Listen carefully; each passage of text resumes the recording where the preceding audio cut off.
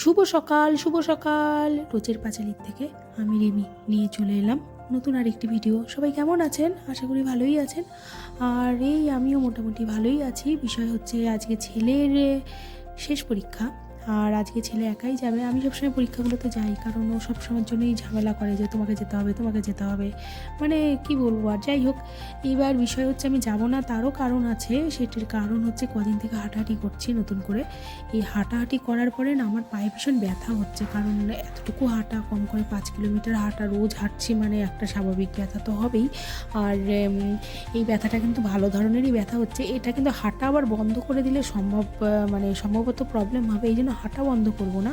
তো যাই হোক, ওর রেডি হওয়া কিছুটা বাকি ছিল, আর বললাম যা যা বলার, আর ও বললো যে ঠিক আছে, তোমাকে তাহলে যেতে হবে না আজকে, আমি আজকে একা একা পারবো, আর নেক্সট টাইম কিন্তু এরকম করো না। তো ঠিক আছে, ওর পরীক্ষা বলুন, ওর কুইজ বলুন, সব জায়গায় যদি আমি না থাকি ও ভীষণ একা মনে করে। ও ভাবে যেন ওর মা থাকলে যেন ওর ভালো হয়, মানে এটা ছোট্টবেলা থেকে কিছুতেই ও হাতছাড়া করতে চায় না ওর পরীক্ষা বা ওর কুইজের সময়। তো ঠিক আছে, চলো। আর এখান থেকে এবার ও বেরিয়ে গেল। আর আমার জানেন তো, সব রান্না বান্না সব কিছু কমপ্লিট হয়ে গেছে। এখন আর আমার আর কোনো কাজ নেই। এখন আমি একটু বসবো, মানে একটু শুয়ে থাকবো, কারণ সকাল সকাল উঠে প্রত্যেক কটা কাজ কমপ্লিট করে ফেলেছি। আর ওর বাবা এসেছিলো, কিছু জিনিস অর্ডার করেছিল, যেমন এই চেয়ার টেবিলের কভার নতুনভাবে আসলো আবার বাড়িতে, তাই এসেই আগে তাড়াতাড়ি করে এগুলোকে পরিয়ে দিল। আর নিজেই বলছিল কেমন হয়েছে, যাই হয় আর কি। তো ভালো কথা, আমি বললাম তাহলে এই সুযোগে আমি একটা ভিডিও করে নিই। ও যখন এই কভারগুলো পরিয়ে দিচ্ছে, বেশ ভালোই লাগছে। আমাদের যেহেতু ফ্লোরের রঙটা এই স্টিল আর ব্ল্যাক কালারের মধ্যে, আর এই রঙটাও সুন্দর, বেশ মিলেছে ভালোই। কিন্তু আমার বাড়িতে যেহেতু রঙ নেই, তাই আরও বেশি ভালো লাগছে যেন, যেহেতু সাদা আর এদিকে। যাই হোক, এই দিকটা হয়ে গেছে। আর সত্যি বলবো, আজকে না আমার মনটা খুব একটা ভালো নেই, কারণ আমি না একটা বড্ড বড় ভুল করে ফেলেছি। ভুলটি হলো, আমি যখন প্রথম এখানটা এসেছিলাম, মানে আমার কালীঘাটের 21টা বছরের জীবনের কথা বলি, তখন আমি অবশ্যই কিছু মানুষ পেয়েছি জীবনে। তাদের মধ্যে কিছু ভাইপো, ভাগনা, ভাগ্নি, ভাইজি, এরকম তো প্রচুর আছে। তার সাথে কিছু বড় শাশুড়িদের পেয়েছিলাম। তো সেই শাশুড়িদের মধ্যে একজন পাড়াতুতো শাশুড়ি ছিলেন আমার, আমি তাকে বড়মা বলে রাখি। সে বড়মা ভীষণ অসুস্থ। আর এই বিগত 6 মাসে না আমি বাড়িতে এতটুকুই ঘরকুনে হয়ে গেছিলাম, শুধুমাত্র ছেলের দিকে খেয়াল করতে যে আমি বড়মার দিকে, মানে বড়মার কথা মনেই পড়েনি। হয়তো বাজারে 2-একবার দেখা হয়েছে, কথা বলেছি, কিন্তু আমি না ভালো করে বড়মার খোঁজটি ভালো করে নিইনি। যাই হোক, হাঁটতে এসেছিলাম। এটারও একটা ব্যাপার হচ্ছে, হেঁটেই মাদারসাট, বুঝতেই পারছেন। এতটুকু হেঁটে যাওয়ার পথে বড়মার জন্য কিছু নেব, কারণ হচ্ছে বান্টি বৌদি যিনি আমার সাথে হাঁটেন, এই বৌদিকেও বড়মা ভীষণ ভালোবাসেন।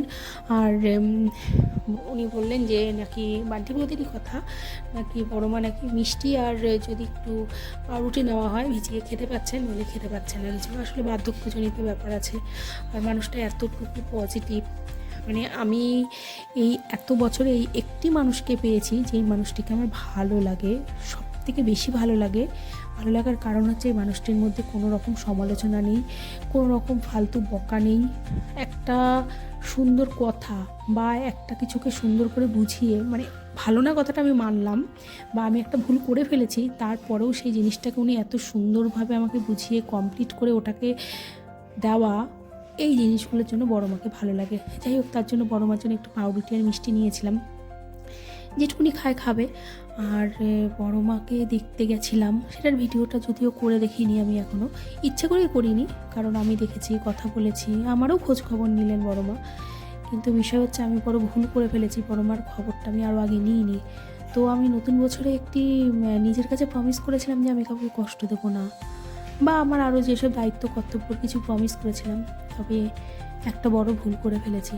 আর এইটাও আমি প্রমিস করছি যে আমাকে যে বা যারা ভালোবাসবে, আমি অবশ্যই তাদেরকে বেশি বেশি, আরও অনেকটা বেশি করে ভালোবাসবো, সময় দেবো। এইটাই আমি ঠিক করেছিলাম। তবে আমি যে বড় মার বিষয়টা কেন এত আপসেট হয়ে গেলাম বা কেন ভুলে গেলাম, এটা আমি বড়ই অন্যায় করে ফেলেছি।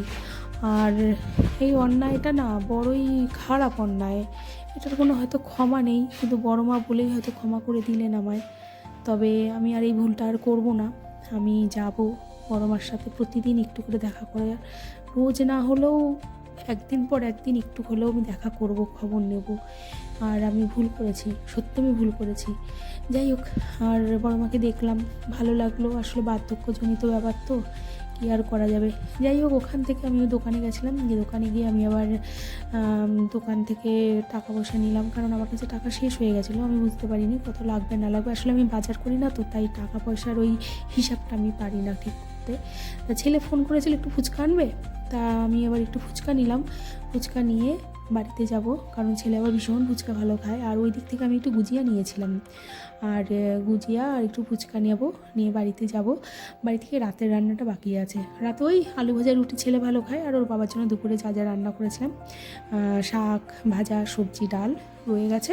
আর যদি একটা ডিমের অমলেট খায় সেটা আলাদা ব্যাপার, ওটা ওর বাবাকে করে দেবো।